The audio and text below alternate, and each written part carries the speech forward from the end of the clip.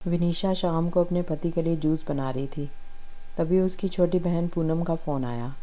विनीशा ने जल्दी से फ़ोन रिसीव किया और कहा, मैं अभी तुझे ही याद कर रही थी। तुझे आम का जूस पसंद है ना, इसलिए जब भी बनाती हूँ हमेशा तेरी याद आ जाती है। पर विनीशा की बहन पूनम बिल्कुल खामोश थी। जब विनीशा ने उसकी खामोशी का कारण पूछा तो पूनम की सिसकियों की आवाज़ विनीशा के कानों में साफ सुनाई पड़ रही थी। विनीशा बहुत घबरा गई और उसने पूनम से ज़ोर देकर पूछा कि आखिर हुआ क्या है।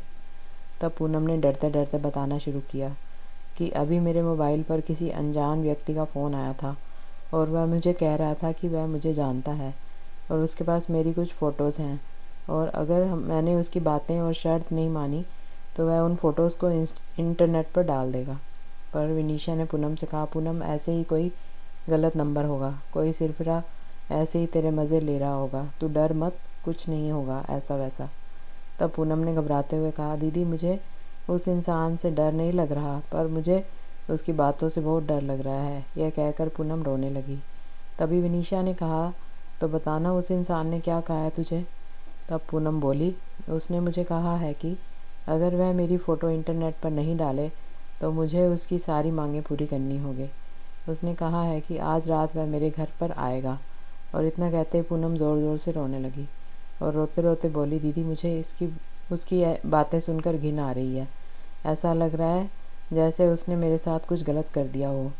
अगर अभी वह मेरे सामने आ जाए तो मैं उसे इसी वक्त जान से मार दूंगी। इतना कहकर पूनम चीखने लगी।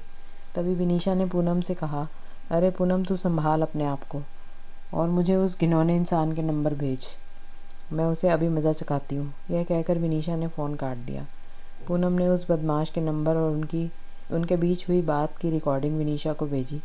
जब विनीशा ने वह रिकॉर्डिंग अपने पति को सुनाई तो दोनों के होश उड़ गए।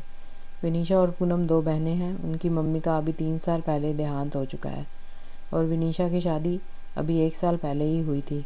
घर में बस अब उसके पापा और पूनम ही हैं। अब वो मोबाइल पर ऐसी धमकी भरी अश्लील बातें कोई भी बेटी अपने पिता को आसानी से नहीं बता सकती।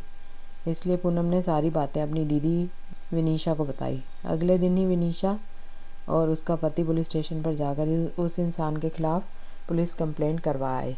बाद में जब पुलिस ने छानबीन की तो पता लगा वह लड़का पूनम के मोहल्ले का ही निकला जो मानसिक गंदगी से पीड़ित था। उसकी सोच और उसके विचार हर एक लड़की के प्रति घिनौनी नज़र रखते थे।